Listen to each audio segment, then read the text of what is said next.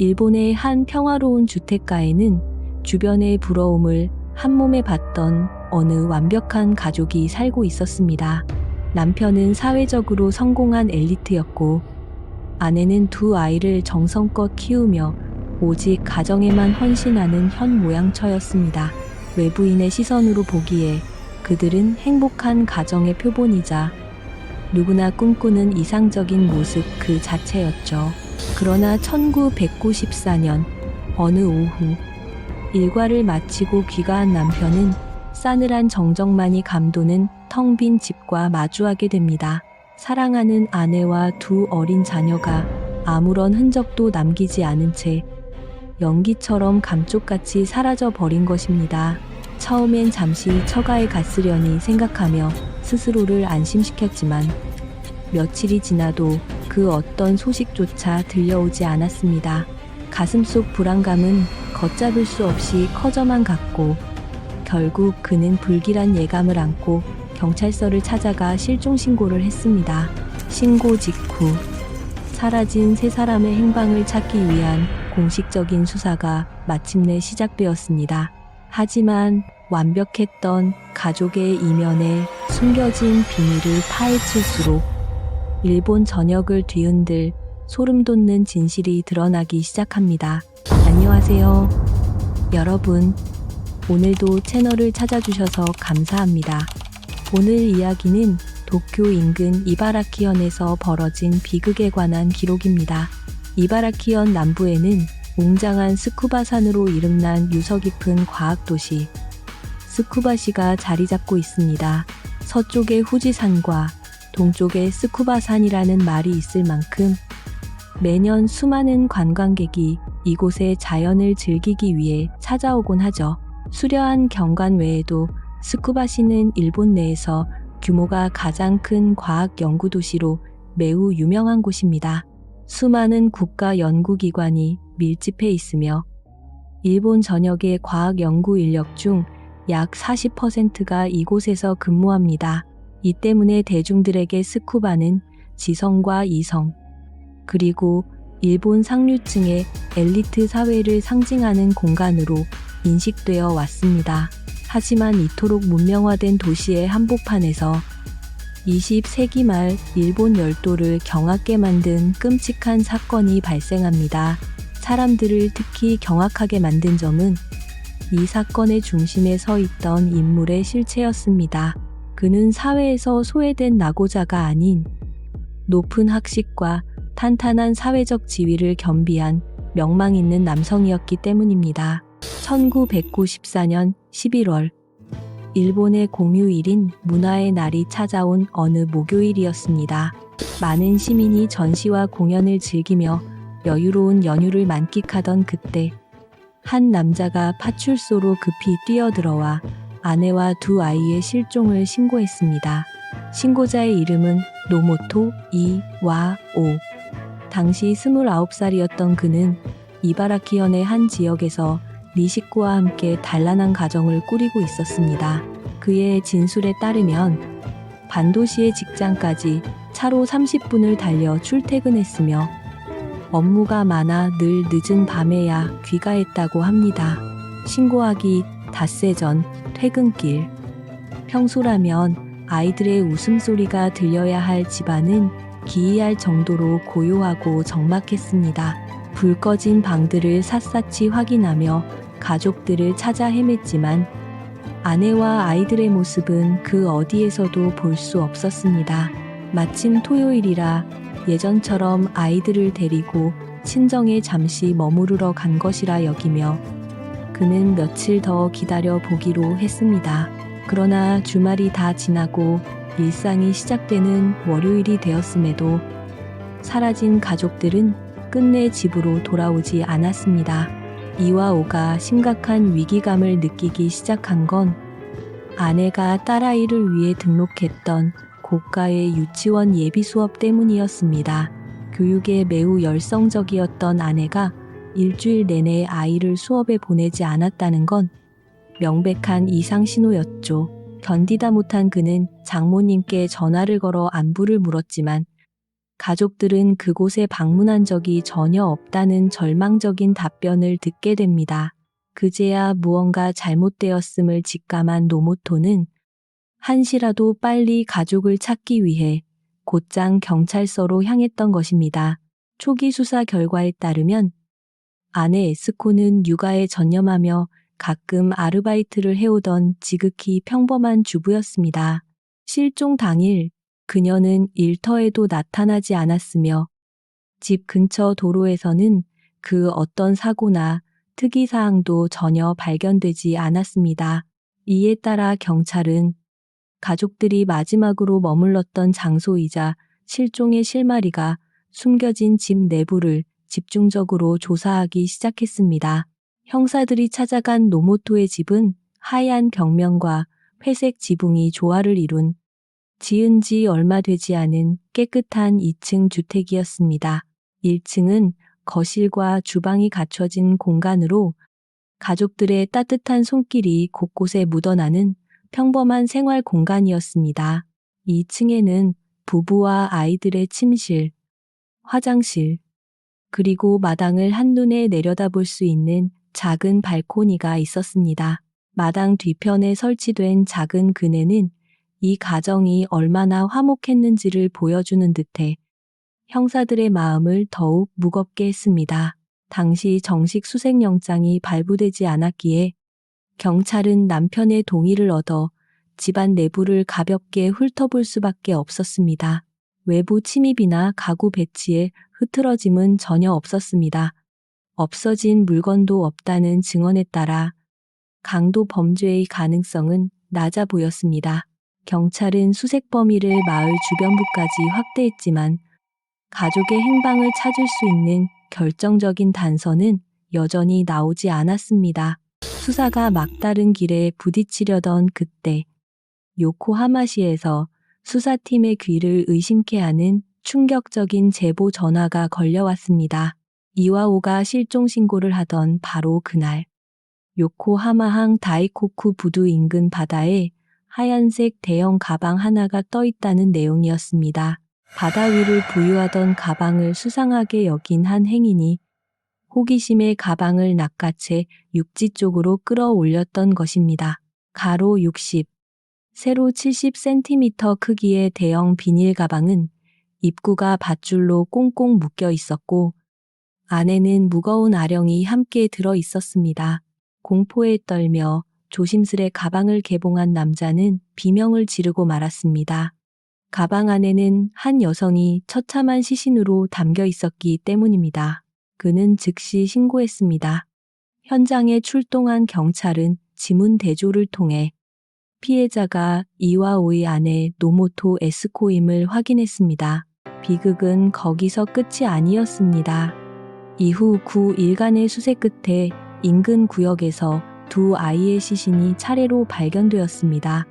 사체를 유기한 방식은 엄마인 에스코와 소름 끼칠 정도로 똑같았습니다. 당시 31살이었던 아내 에스코, 그리고 곧 3살이 되는 큰딸 아이미. 아이미는 세 번째 생일을 불과 2주 정도 앞둔 안타까운 상황이었습니다. 내년 봄이면 유치원 입학을 앞두고 있었던 아이미, 그리고 막내 아들 유사쿠는 이제 겨우 돌을 지나 막 걸음마를 떼기 시작한 참이었습니다. 부검 결과 세 피해자 모두 목이 졸린 흔적이 발견되었습니다. 사인은 전형적인 질식사로 밝혀졌습니다. 사망 시점은 실종 기간과 정확히 일치했습니다. 특히 기이한 점은 세 사람 모두 신발을 신지 않은 상태였다는 것입니다. 수사팀은 이들이 집 안에서 변을 당했을 가능성이 매우 높다고 판단하고 수사력을 집중했습니다. 이 소식은 남편 이와오에게는 그야말로 청천벽력 같은 충격이었습니다. 피해자의 신원을 확인하러 간 그는 두 아이의 얼굴을 보자마자 그 자리에 주저앉아 오열했습니다. 그는 범인을 꼭 잡아달라며 경찰에게 매달려 울부짖으며 간곡히 애원했습니다. 경찰은 곧바로 남편 이와오를 상대로 조사를 시작했습니다. 그는 1994년 10월 29일 평소처럼 회사에 출근했으며 퇴근 후 집에 돌아와서야 비극을 확인했다고 진술했습니다. 직장 동료들도 그의 알리바이를 증명해 주었습니다. 하지만 이웃들은 10월 29일 이후 에스코와 두 아이의 모습이 어디에서도 보이지 않았다고 이발 모았습니다. 이상하게도 사건 현장 주변에서는 그 어떤 수상한 인물도 목격되지 않았습니다. 노모토 가족은 반려견을 한 마리 키우고 있었지만 사건 발생 전후로 개가 사납게 짖는 소리를 들은 이웃은 단 한 명도 없었습니다. 이 때문에 경찰은 범인이 이와오가 집을 비운 사이를 정확히 노려 범행을 저질렀을 것으로 추측했습니다. 범인은 주변 지리에 매우 밝고 누구의 의심도 사지 않은 채 집 안을 드나든 것으로 보였습니다. 이에 경찰은 면식범에 의한 소행 가능성에 무게를 두기 시작했습니다. 수사 방향을 잡은 경찰은 에스코의 주변 인맥과 인간관계를 샅샅이 뒤지기 시작했습니다. 그녀는 도쿄 오타구의 평범한 집안에서 태어났습니다. 부모님은 모두 성실한 회사원이었고 에스코는 그 집의 장녀로 귀하게 자랐습니다. 고등학생 때 사귄 남자가 있었지만 졸업 후 에스코는 간호전문학교에 입학하며 새로운 길을 꿈꿨습니다. 하지만 1년도 채 안 되어 그녀는 학교를 그만두고 결혼을 택했습니다. 첫 번째 결혼 생활에서 두 아이를 얻었죠. 가족은 이바라키현으로 거처를 옮겨 소바 가게를 차렸습니다. 남부러울 것 없는 가정을 꾸리기 위해 필사적으로 노력했습니다. 에스코는 평온하고 행복한 보금자리를 꿈꿨습니다. 그러나 그녀가 마주한 현실은 기대했던 것과는 너무나도 달랐습니다. 소바 가게의 운영은 갈수록 악화되었고 부부 사이의 골도 깊어졌습니다. 결국 두 사람은 파경을 맞이하며 이혼에 이르게 됩니다. 얼마 지나지 않아 에스코는 이와오를 만나며 새로운 삶을 다시 시작했습니다. 이후 아이미와 유사쿠가 차례로 태어나자 주변 사람들은 그들을 남부러울 것 없는 상류층의 모범적인 가족으로 보았습니다. 남편은 안정적인 직장이 있었고 아이들은 사랑스러웠습니다. 가족은 갓 지은 새 집에서 행복한 일상을 보내는 듯 보였죠. 차 2대와 반려견까지 갖춘 삶이었습니다. 경찰은 처음에 전 카넨이 질투나 치정 문제로 범행을 저질렀을 가능성을 의심했습니다. 하지만 확인 결과 전 남편은 에스코와 이미 오래전 연락이 끊긴 상태였으며 사건 당일의 알리바이 또한 매우 확실하게 입증되었습니다. 결국 전 남편은 유력한 용의선상에서 빠르게 제외되었습니다. 노모토의 집을 다시 정밀하게 수색하던 경찰은 마침내 결정적인 이상 징후를 발견했습니다. 에스코는 생전에 매일 일기를 쓰는 습관이 있었습니다. 일기장의 페이지를 넘길수록 그녀와 남편 이와오의 관계가 시간이 흐르며 어떻게 변질되었는지 적나라하게 드러났습니다. 결혼 초기의 일기 내용은 여전히 따뜻한 애정으로 가득 차 있었습니다. 에스코는 남편이 나와 아이미를 부양가족으로 올려주기로 했다며 정말 행복하다는 진심을 일기에 남겼습니다. 일기 속 문장들에는 이와오를 향한 깊은 신뢰와 이번 결혼에 걸었던 간절한 기대가 고스란히 묻어 있었습니다. 그러나 시간이 흐를수록 일기장에는 고통에 찬 문장들이 등장했습니다. 이제는 더 견딜 수 없다거나 심지어 남편을 악마 같은 남자라고 부르며 증오를 드러냈습니다. 이 일기장을 통해 경찰은 부부 사이에 우리가 상상하는 것보다 훨씬 깊은 골이 있었음을 직감했습니다. 수사팀은 진실을 밝히기 위해 이와오를 다시 소환해 취조를 이어갔습니다. 그는 에스코와 자녀 교육관이 너무나 달랐고 그 때문에 집안에서 말다툼이 끊이지 않았다고 해명했습니다. 이와오의 진술에 따르면 에스코는 평소 자녀의 학업에 비정상적으로 집착하며 아이들을 아주 강하게 몰아붙였다고 합니다. 그녀는 딸 아이미가 엘리트 자제들만 다니는 것으로 유명한 명문 사립 유치원에 입학하기를 간절히 원했습니다. 그래서 입시를 준비시키기 위해 어마어마한 비용을 들여 아이를 고액의 유치원 준비반에 등록시켰습니다. 하지만 이와오는 그 비용이 낭비라고 생각했습니다. 그의 말에 따르면 에스코는 거의 매일 딸에게 공부를 강요했습니다. 아이미가 기대한 성적을 내지 못하면 그녀는 이성을 잃고 폭발했고 집 안 분위기는 늘 숨막힐 듯 긴장되었습니다. 그런데 신문을 이어가던 경찰의 눈에 이와오의 손등에 남은 의문의 상처 하나가 포착되었습니다. 그는 집에서 기르는 반려견에게 물린 것이라고 해명했습니다.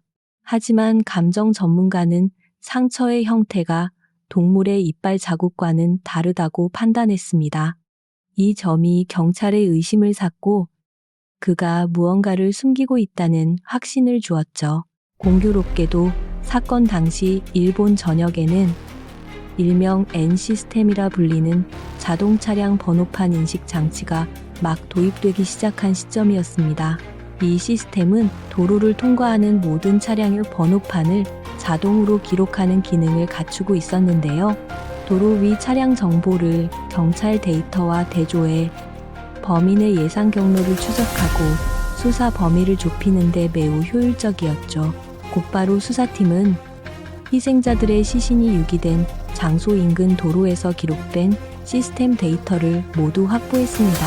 데이터 분석 결과 에스코 모녀가 사라진 지 이틀째 되던 1994년 10월 31일 새벽에 이와오의 차량이 다이코쿠 부두 인근을 통과한 기록이 발견되었습니다. 이 결정적인 단서로 인해 그에 대한 의심은 확신으로 바뀌었습니다. 경찰은 지체 없이 이와오를 다시 소환해 강도 높은 조사를 이어갔죠. 하지만 그는 여전히 사건과의 관련성을 완강히 부인했습니다. 오히려 가족을 잃은 슬픔에 잠긴 피해자인 양 굴었죠. 그는 자신을 의심하며 시간을 낭비하는 대신 하루빨리 진범을 잡아달라며 경찰 앞에서 뻔뻔한 연기까지 서슴지 않았습니다. 바로 그때 수사관은 차량 번호판 인식 시스템이 기록한 증거 자료를 그의 눈앞에 펼쳐 보였습니다. 그리고는 아이들이 정말 불쌍하다면 이제라도 진실을 고백해 영면하게 해달라고 설득했습니다. 침묵을 지키던 이와오도 끈질긴 심리전 끝에 결국 무너지고 말았습니다. 그는 자신이 아내와 어린 두 자녀를 무참히 살해했다는 충격적인 범행 사실을 시인했습니다. 하지만 사람들은 의문에 빠졌습니다. 겉으로 보기에 완벽하고 남부러울 것 없던 엘리트 가족이 어쩌다 이런 비극적인 파국을 맞게 된 것일까요? 도대체 왜 노모토 이와오는 가장 사랑해야 할 아내와 자식들에게 그토록 잔혹한 짓을 저지른 것일까요? 이 비극의 이면을 들여다보기 위해서는 두 사람이 처음 만났던 그 시절로 거슬러 올라가야 합니다. 1989년 10월 막 이혼을 겪은 26살의 에스코는 아무것도 가진 것 없는 빈털터리 신세였습니다. 마땅한 직업도 수입도 없었던 그녀는 전 남편과의 사이에서 낳은 두 아이를 눈물로 떼어놓고 혼자 몸으로 나올 수밖에 없었죠. 그러나 에스코는 결코 무너지지 않았습니다. 오히려 새로운 삶을 살기 위해 정식 간호사가 되겠다는 꿈을 품고 밑바닥부터 다시 시작하기로 했죠. 에스코는 스쿠바시 소재의 의료센터에서 간호조무사로 근무하며 힘겹게 생계를 유지했고 그 와중에도 간호사 면허를 따기 위해 독하게 공부를 이어갔습니다. 고단한 하루하루가 이어지던 중 그녀는 기분 전환을 위해 의료계 종사자들이 모인 테니스 클럽에 가입하게 됩니다. 그 테니스 모임에서 그녀는 운명처럼 수습 의사 노모토 이와오를 만났습니다. 이와오는 이바라키현 이와이시의 한 평범한 농가에서 차남으로 태어난 인물이었습니다. 당시 그가 악명 높은 연쇄살인마 미야자키 스토무 사건의 네 번째 피해자였던 노모토 아야코와 먼 친척이라는 소문이 퍼지면서 큰 논란이 되기도 했습니다. 하지만 이후 경찰 조사 결과 두 사람은 성만 같을 뿐 혈연 관계와는 전혀 무관한 것으로 공식 확인되었습니다. 어린 시절부터 이와오는 머리가 비상하기로 유명해 이웃들 사이에서는 장래가 촉망되는 신동이라 불리며 큰 기대를 모았습니다. 고등학교 졸업 후 1년의 재수 생활을 거친 끝에 그는 명문 국립대인 스쿠바 대학교 의학부에 당당히 합격했습니다. 졸업과 동시에 의사 국가고시를 통과한 그는 모교 부속 병원에서 인턴 과정을 밟으며 촉망받는 엘리트 의사의 길을 걸었습니다. 훤칠한 외모와 명석한 두뇌, 그리고 의사라는 탄탄한 직업 덕분에 그는 어딜 가나 여성들의 시선을 한 몸에 받곤 했습니다. 대학 시절부터 그의 곁에는 여자가 끊이지 않았고 에스코를 처음 만날 당시에도 이미 교제 중인 안정적인 여자친구가 있는 상태였습니다. 하지만 운명의 테니스 모임에서 그는 에스코에게 강렬한 끌림을 느꼈습니다. 에스코는 그보다 2살 연상이었지만 작고 아담한 요정 같은 외모를 지녔었죠. 먼저 다가가 말을 건 것은 이와오였습니다. 에스코는 첫 만남부터 자신이 이혼한 경험이 있고 아이가 둘이나 있다는 사실을 솔직하게 털어놓았습니다. 하지만 이와오는 그런 과거 따위는 전혀 상관없다며 그녀에게 저돌적으로 다가갔습니다. 급속도로 가까워진 두 사람은 곧 동거에 들어갔습니다. 하지만 사실 이와오는 결혼은 32살 이후에나 할 생각이었고 에스코와의 관계를 진지하게 여기지는 않았습니다. 그에게 에스코는 그저 가볍게 즐기는 연애 대상일 뿐이었지. 미래를 약속한 반려자로까지 생각한 적은 단 한 번도 없었습니다. 어쩌면 결혼 생각이 없었기 때문에 그녀의 복잡한 과거사를 더 쉽게 받아들일 수 있었는지도 모릅니다. 평온하던 일상은 에스코의 임신으로 흔들리기 시작했습니다. 소식을 들은 이와오는 냉정하게 아이를 지우라고 강요했고 얼마 후 에스코는 또다시 원치 않는 두 번째 임신을 맞이했습니다. 이번만큼은 아이를 지키고 싶었던 에스코는 망설이는 이와오의 눈치를 보며 간절하게 매달렸습니다. 그녀는 아이를 낳더라도 결코 결혼을 강요하지 않겠다고 그를 안심시켰습니다. 완강하던 이와오도 결국 그녀의 끈질긴 설득에 마지못해 고개를 끄덕였죠. 1991년 11월 18일 마침내 딸 아이미가 태어났습니다. 아이는 눈에 넣어도 아프지 않을 만큼 사랑스러워 주변의 귀여움을 독차지했죠. 이와오는 에스코가 아이를 빌미로 결혼을 요구할까봐 경계했지만 에스코는 약속을 지켰습니다. 결혼에 대해 일절 언급하지 않은 채 늘 그랬듯 헌신적이고 다정한 태도로 그의 곁을 지켰습니다. 에스코의 헌신에 마음이 움직인 걸까요? 아니면 딸에게 아빠가 필요하다는 책임감 때문이었을까요? 결국 그는 그녀와 정식으로 혼인신고를 하기로 결심합니다. 마침내 결혼하자는 말을 들은 에스코는 너무나 행복했습니다. 이후 그녀의 일기장에는 기쁨의 기록들이 쏟아졌습니다. 오랫동안 꿈꿔왔던 일이 마침내 현실이 되었다니 믿기지 않는다며 매일매일이 너무나 행복하다는 고백들이 빼곡히 적혀 있었죠. 하지만 비극은 그녀의 기대와는 전혀 다른 곳에서 싹트고 있었습니다. 상황은 그녀가 바라던 것과는 완전히 다르게 흘러갔죠. 법적인 부부가 된 지 단 하루 만에 이와오는 미리 계획되어 있던 의료 연수를 위해 히타치시의 한 병원으로 장기 파견 근무를 떠나며 집을 비우게 되었습니다. 그날 이후 두 사람의 별거가 시작되었습니다. 그는 병원 기숙사에 머물렀고 에스코는 갓난아이와 홀로 남겨졌습니다. 차로 1시간 거리였지만 그는 주말에만 가끔 모습을 드러냈을 뿐입니다. 결혼한 지 한 달도 채 되지 않아 그는 자신의 선택을 후회하기 시작했습니다. 새로운 병원에서 근무하는 동안에도 그의 부적절한 여성 편력은 멈추지 않았습니다. 심지어 내연녀에게 기숙사 열쇠를 맡겨 살림을 시켰고, 주변 사람들은 두 사람을 실제 부부로 착각할 정도였습니다.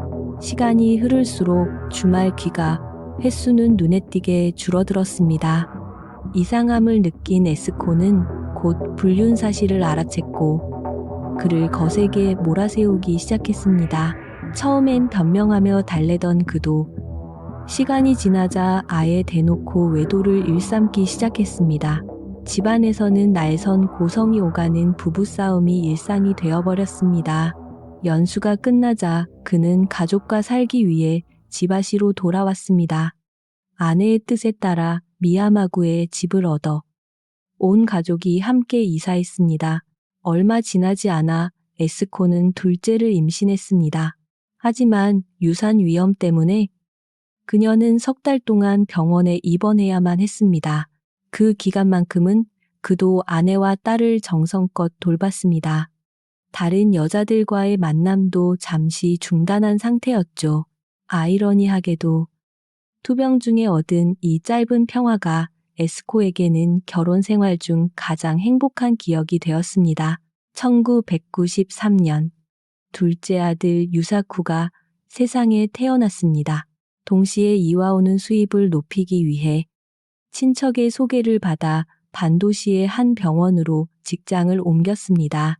세금을 제외한 그의 월급은 100만 엔, 한화 약 1,500만 원에 달하는 거액이었습니다. 수입은 늘었지만 가정 형편은 나아지지 않았고 그의 고질적인 바람기는 다시 고개를 들기 시작했습니다. 그는 생활비 명목으로 에스코에게 40만 엔, 우리 돈 600만 원 정도를 건넸습니다. 남은 돈은 그의 몫이었습니다. 그는 오사카와 고베의 부동산에 투자하고 경마 도박에 막대한 돈을 쏟아부었습니다. 그것도 모자라 새로운 병원의 간호사들에게 구애하며 큰 돈을 낭비했습니다. 주변 증언에 따르면 직장에서만 무려 8명의 내연녀가 있었다고 합니다. 퇴근 후에는 유흥가를 전전하며 밤늦게 귀가하기 일쑤였습니다. 남편의 방황이 길어지자 부부의 갈등은 다시 폭발했습니다. 아내의 추궁이 이어지자 그는 오히려 아내가 너무 기가 세고 가사와 육아도 엉망이라며 적반하장으로 나왔습니다. 한 번은 수입도 없으면서 자기에게 기생해 산다며 독서를 내뱉었고 에스코는 결국 이성을 잃고 말았습니다. 사실 매달 받는 40만 엔에는 집세 12만 엔과 아이미의 비싼 유치원비가 포함되어 있었습니다. 고정 지출을 빼면 세 식구 생활비는 턱없이 부족했습니다. 설상가상으로 관계가 나빠지자 그는 생활비조차 끊어버렸습니다. 집안의 전 재산은 고작 몇백엔 수준으로 바닥을 드러냈습니다. 엎친 데 덮친 격으로 일본의 버블 경제가 붕괴하면서 투자했던 부동산 가격이 폭락했습니다. 매달 갚아야 할 할부금만 20만 엔이 넘었습니다. 게다가 경마로 진 빚이 이미 1,000만 엔을 넘어섰다는 소문까지 돌았습니다. 겉만 화려했던 이 가정은 이미 내부에서부터 처참히 무너지고 있었던 겁니다. 에스코는 생활비를 벌기 위해 밤낮 없이 일했습니다. 매주 의료기관에서 밤샘 근무를 하며 버텼습니다. 심지어 아이들을 먹여 살리기 위해 유흥업소 아르바이트까지 나가야 했습니다. 남편의 외도를 알면서도 아이들을 위해 가정을 지키려 눈을 감았습니다. 그것이 그녀가 할 수 있는 최선의 인내였습니다. 결국 두 사람은 하나의 합의점을 찾았습니다. 밖에서 여자를 만나도 좋으니 외박은 하지 말고 자신에게 최소한의 애정은 보여달라는 처절한 조건이었습니다. 그는 겉으로는 동의하는 척했지만 얼마 못 가 약속을 저버렸습니다. 어느 날 그는 끝내 집으로 돌아오지 않았습니다.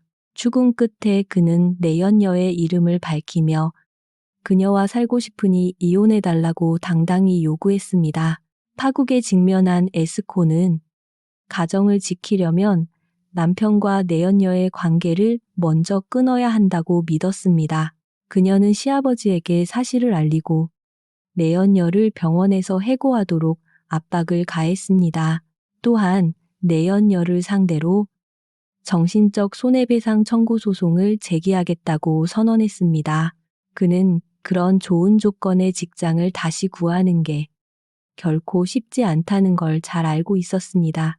그래서 아내의 화를 누그러뜨리기 위해 내연녀와는 꼭 헤어지겠다는 거짓말을 수없이 반복했습니다. 심지어 가정적인 남편의 모습을 연출하기 위해 가족 여행까지 다녀오며 평범한 일상을 가장하려 애썼습니다. 하지만 이미 벌어진 균열은 되돌릴 수 없었습니다. 사건이 일어나기 일주일 전쯤 이와오는 출장을 준비합니다. 아내는 그가 출장을 핑계로 내연녀를 만나러 가는 건 아닌지 의심했고 약속했던 퇴사 문제로 그를 압박했습니다. 이쯤 되자 그는 가정을 유지하기 위한 자신의 노력이 아무런 소용이 없다는 사실을 뼈저리게 느꼈습니다. 그리고 그날 이후 아내 에스코를 향한 그의 증오심은 걷잡을 수 없이 커져만 갔습니다. 며칠 후 출장을 마치고 돌아온 그에게 아내는 사온 기념품이 성의 없다며 또다시 불만을 쏟아냈습니다. 이번엔 그도 참지 않았습니다. 처음부터 사랑한 적 없었다는 그의 냉혹한 말에 아내는 큰 충격을 받았습니다. 그날 이후 아내는 이전처럼 식사를 준비하거나 집안일을 하는 것을 완전히 멈춰버렸습니다. 그는 퇴근길에 도시락을 사와 저녁을 때워야 했고 사건 3일 전 부모의 다툼을 지켜보던 딸, 겨우 2살이었던 아이미는 혼자 집을 나갔다가 이웃에게 발견되어 무사히 집으로 돌아오게 되었습니다. 하지만 문 앞에 선 아이미는 모두의 가슴을 후벼 파는 말을 내뱉었습니다. 여기가 내 집이 아니라는 말이었죠. 나중에 그는 이 일을 알고 충격을 받았으며 아이들을 위해 가정을 지키려 마음먹었다고 진술했습니다. 하지만 아내를 마주할 때마다 끓어오르는 분노와 증오심이 순식간에 그의 이성을 집어삼키곤 했습니다. 결국 두 사람의 갈등은 파국을 향해 치달았고 돌이킬 수 없는 끔찍한 비극으로 이어지게 되었습니다. 이와오의 진술에 따르면 1994년 10월 28일 오후 6시쯤 그는 퇴근 후 집으로 향했습니다. 가는 길에 그는 밧줄과 테이프 그리고 가위를 샀습니다. 아내가 계집 수리에 필요하다고 했다는 이유였죠. 밤 9시쯤 가족은 평소처럼 식사했고 아내는 2층에서 쉬었으며 그는 거실에서 아이들과 텔레비전을 보았습니다. 자정이 가까워지자 지쳐버린 아이들도 하나둘 2층 침실로 올라가 깊은 잠에 빠져들었습니다. 그는 거실 소파에서 잠이 들었다가 새벽 4시경 갑자기 들려온 의문의 소리에 잠에서 깨어났습니다. 눈을 뜨자 화가 난 아내가 서 있었고 왜 자신과 함께 자려 하지 않느냐며 그를 거칠게 다그쳤습니다. 그 순간 오랫동안 억눌러왔던 그의 분노가 마침내 통제할 수 없을 정도로 폭발하고 말았습니다. 그는 아내에게 집안일은커녕 아이들을 돌보거나 밥을 차리는 일조차 제대로 하지 않는다며 맹렬히 비난했습니다. 그러자 아내는 가족의 빚 때문에 일을 쉬지 못하는 것이며 언제 이혼당할지 몰라 불안하다고 맞받아쳤습니다.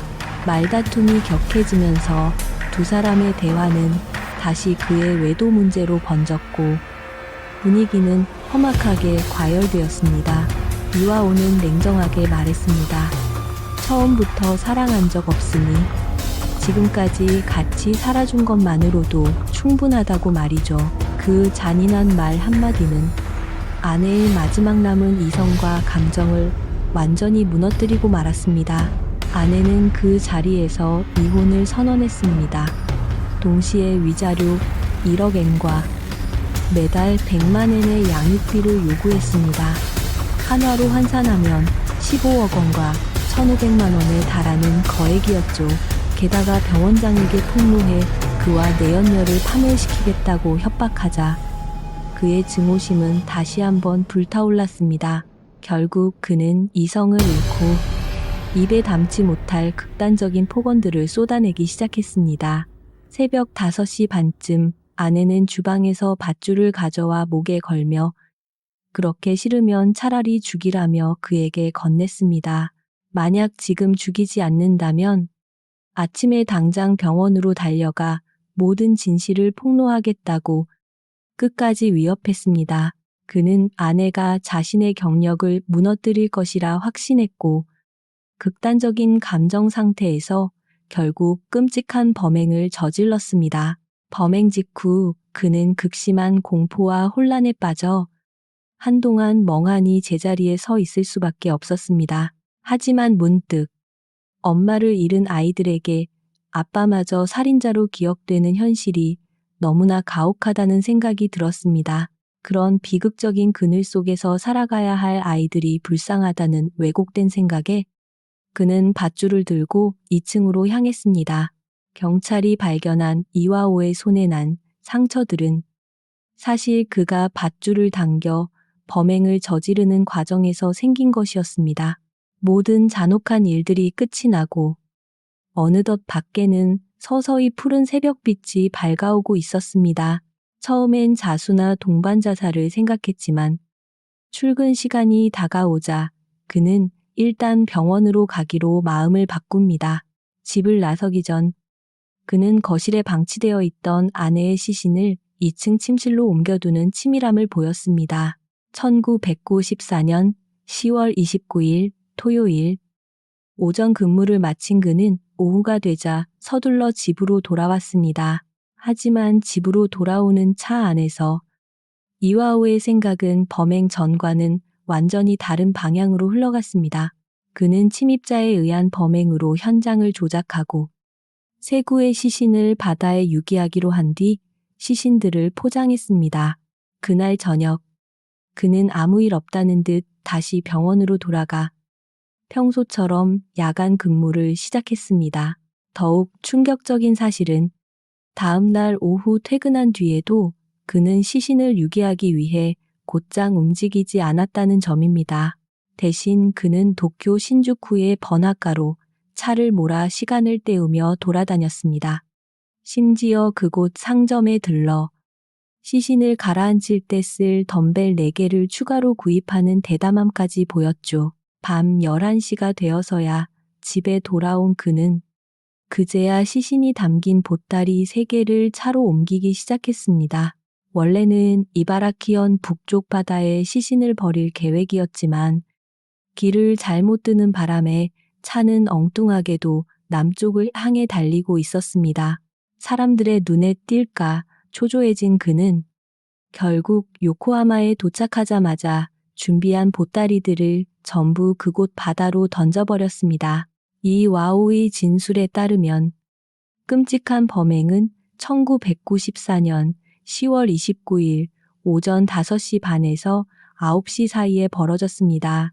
하지만 실종 신고 당시 그는 수사에 혼선을 주려고 치밀한 거짓말을 늘어놓았습니다. 29일 퇴근 후에야 집에 있던 가족이 사라진 걸 알았다고 주장하면서 말이죠. 수사 과정에서 경찰은 또 다른 충격적인 정황을 포착했습니다. 사건이 발생하고 불과 사흘이 지난 시점이었습니다. 경찰에 실종 신고를 접수하기도 전 이와오는 이미 내연녀와 함께 떠날 츠카이도 여행을 예약했습니다. 게다가 그녀에게 한화 약 900만 원에 이르는 6만 엔 상당의 고급 코트를 선물하며 애정 행각을 벌였습니다. 비극적이게도 숨진 아내 에스코는 평소 아이들에게 새 옷 한 벌 사주는 것조차 아까워할 만큼 지극히 헌신적이고 검소한 어머니였습니다. 아이들이 평소 입던 옷들은 대부분 그녀가 싼 천을 직접 떼어와 손수 정성껏 만든 것들이었습니다. 사건 발생 약 한 달 뒤 노모토 이와오는 결국 살인 및 사체 유기 혐의로 경찰에 전격 체포되었습니다. 그로부터 석 달 후 요코하마 지방재판소에서 이 잔혹한 사건에 대한 첫 공식 재판이 시작되었습니다. 법정에서 검찰은 이번 사건의 성격이 매우 악질적이며 피고인이 초래한 결과가 돌이킬 수 없을 만큼 참혹하다고 일갈했습니다. 특히 자신의 친자식들을 무참히 살해한 동기는 그 어떤 이유로도 용납될 수 없는 비인륜적이고 잔인한 짓이었습니다. 또한 범행 후 죄를 은폐하려 가짜 현장까지 치밀하게 꾸며냈습니다. 검찰은 이런 악질적인 행태를 비판하며 그에게 법이 허용하는 최고의 형벌인 사형을 강력히 구형했습니다. 반면 변호인은 이와오가 사전에 계획한 범죄가 아니라 극심한 감정 변화로 인해 벌어진 우발적 사고였다고 주장했습니다. 여기에 전과가 없는 초범인 점과 범행 일체를 자백하며 반성하고 있다는 사실을 들어 재판부에 선처를 간곡히 호소했습니다. 주목할 점은 피고인이 의사라는 사회적 엘리트 계층이었기 때문일까요? 사건 초기 일본의 대다수 언론은 오히려 피해자인 아내 에스코의 성격이나 배경을 문제 삼으며 그녀를 비난하는 기사들을 쏟아내기 시작했습니다. 언론 기사들은 그녀를 기가 세고 돈에 집착하는 여성으로 묘사하며 왜곡된 이미지를 씌웠습니다. 심지어 과거 생계를 위해 술집에서 아르바이트를 했던 경력까지 문제 삼아 그녀를 향한 무차별적인 인신공격을 퍼부었습니다. 이러한 왜곡된 보도 탓에 당시 여론 중에는 가해자인 이와오를 옹호하고 동정하는 목소리도 적지 않았습니다. 1994년 11월 25일 자 마이니치 신문의 보도에 따르면 이와오의 직장 동료와 동창들은 그를 성격이 원만하고 업무 능력이 매우 뛰어났던 인물로 기억하고 있었습니다. 환자들에게도 그는 늘 친절하고 헌신적인 의사로 통했기에 그의 범행은 사회적으로 더 큰 충격을 주었습니다. 재판 과정 중에는 그의 형량을 낮춰달라는 탄원서에 무려 3,000명 이상의 시민들이 서명해 법원에 제출되는 기이한 일까지 벌어졌습니다. 1년에 걸친 치열한 공방 끝에 법원은 마침내 노모토 이와오에게 살인 및 사체 유기죄를 적용해 무기징역을 최종 선고했습니다. 판결을 내리며 재판장은 피고인을 향해 이렇게 따끔하게 경고했습니다. 의사로서 당신이 구한 생명들이 있다 해도 당신이 앗아간 3명의 목숨보다 무거울 순 없습니다. 남은 평생 그들의 시선을 느끼며 죄책감 속에 사죄하십시오. 1983년 일본 최고재판소는 사형 판결의 핵심 기준이 되는 이른바 나가야마 기준을 정립한 바 있습니다. 이 기준에서 가장 중요하게 고려되는 요소는 범행 결과의 중대성, 즉 희생된 피해자의 숫자입니다. 비록 이 사건으로 3명의 고귀한 목숨이 안타깝게 희생되었지만 결과적으로 그에게 무기징역이 선고되자 당시 일본 사회의 법 감정은 격렬하게 끌어올랐습니다. 하지만 재판부는 이 사건이 순간적인 감정 조절 실패로 인한 우발적 범행이라는 피고인의 주장을 받아들여 사형이라는 극형만은 면해주기로 한 것입니다. 또한 부부 사이의 극심한 불화가 비단 피고인 한 사람의 책임만은 아니라는 점도 감형의 중요한 근거가 되었습니다. 이와 더불어 그가 자신의 잘못을 깊이 뉘우치고 반성하는 태도를 보였다는 점 역시 재판 과정에서 참작되었습니다. 결국 법원은 사형 집행이 너무 가혹한 처사라고 결론지었습니다. 주목할 점은 이 사건의 직접적인 목격자가 전혀 없었으며 사건의 전반적인 재구성 과정이 전적으로 피고인 이와오의 입에서 나온 진술에만 의존했다는 사실입니다. 때문에 살해 직전 아내가 끈을 들고 그를 도발했다는 주장이나 그가 증언한 당시의 모욕적인 대화 내용들은 지금까지도 그 진위 여부에 대해 많은 의구심과 논란을 낳고 있습니다. 하지만 당시 재판부는 그의 이러한 일방적인 진술을 대부분 사실로 인정하고 판결에 반영했습니다. 1심 판결이 내려지자마자 검찰과 변호인 측은 각자의 이유로 결과에 불복하며 즉각 항소 절차를 밟았습니다.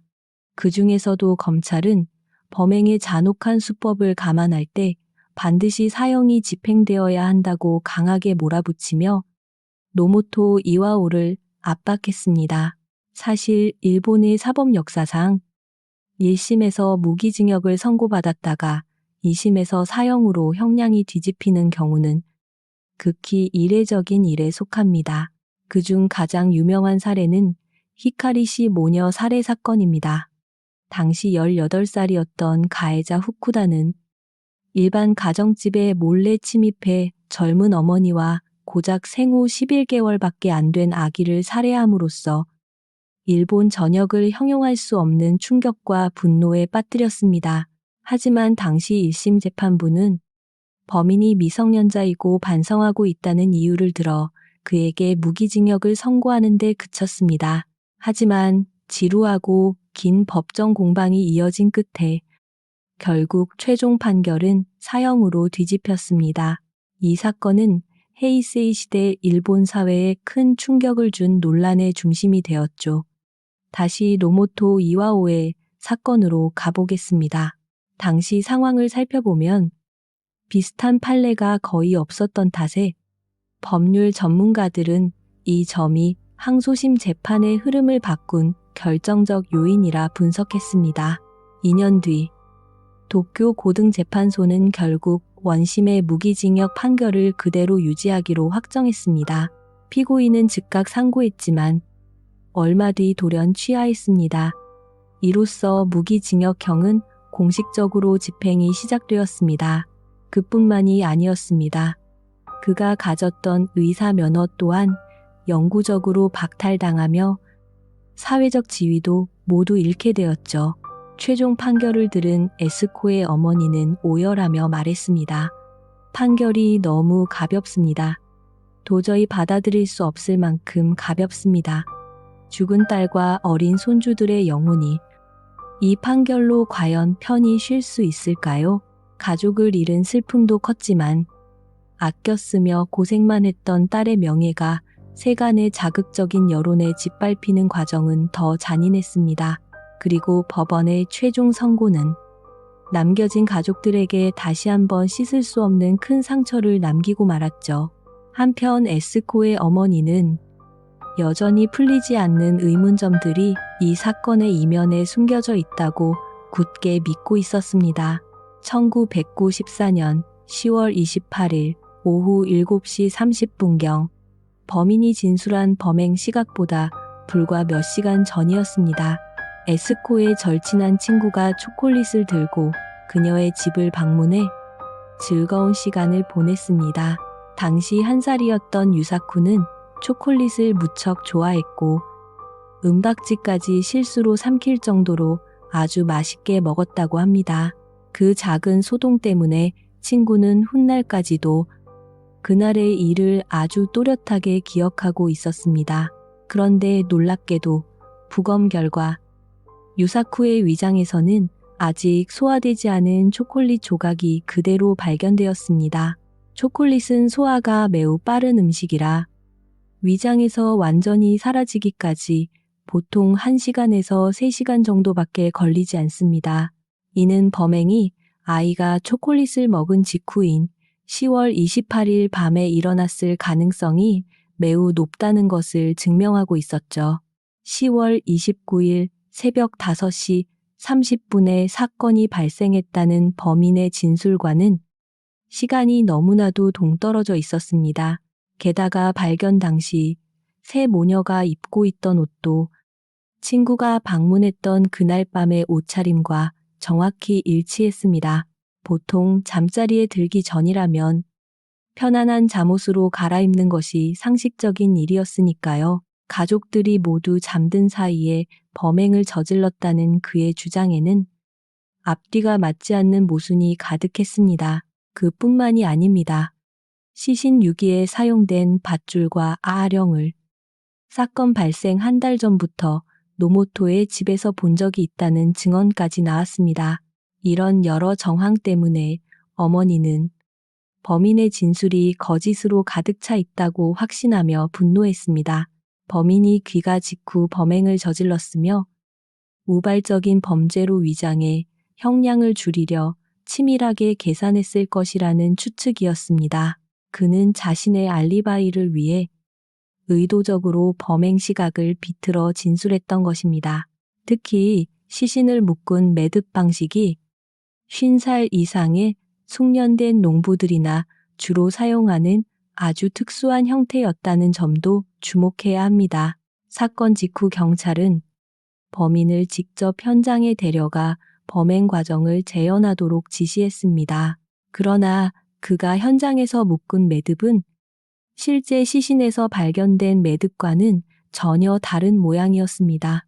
게다가 의사였던 그가 고작 아령 몇 개로는 시신을 물속에 오래 가라앉힐 수 없다는 사실을 몰랐을 리 없습니다. 부패가스가 차오르면 결국 시신이 떠오를 것이라는 건 그에게는 너무나 당연한 상식이었으니까요. 그럼에도 그는 시신이 떠오르는 것을 막을 추가적인 조치를 전혀 하지 않은 채 방치했습니다. 그 때문이었을까요? 사람들은 공범의 존재를 의심했고 농가 출신인 그의 아버지가 매듭을 묶는 등 범행을 도왔을 것이라는 의혹이 제기되었습니다. 하지만 경찰은 다른 용의자를 체포하지 않았고 이 모든 의문은 여전히 미제로 남아있는 상태입니다. 현재 60살이 넘은 노모토 이와오는 여전히 차가운 교도소 담장 안에서 복역 중입니다. 일본의 사법 관행상 무기징역수는 보통 30년 정도가 지나면 가석방 심사 대상에 오르기도 합니다. 수감 생활 중의 태도나 사회로 돌아갔을 때의 위험성 등을 종합적으로 판단하게 되죠.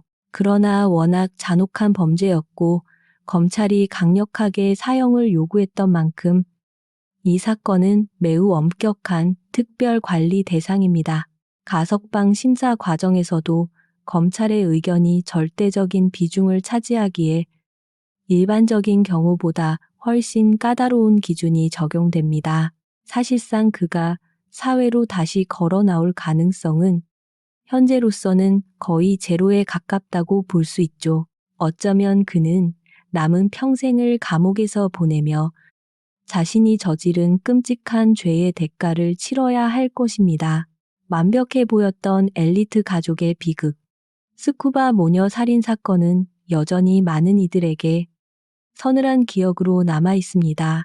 수년 동안 소리 없이 조용히 쌓여만 왔던 깊은 갈등의 골은 결국 그 누구도 결코 되돌릴 수 없는 참혹한 비극으로 치닫고 말았습니다.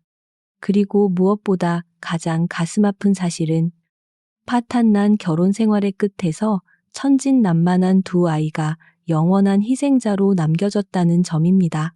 만약 이번 이야기가 여러분께 깊은 울림을 주었다면 좋아요와 구독을 부탁드립니다. 저희 채널을 구독하시면 앞으로 전해드릴 또 다른 충격적인 실화 사건들을 절대 놓치지 않고 확인하실 수 있습니다. 시청해주셔서 감사합니다. 그럼 다음 시간에 뵙겠습니다.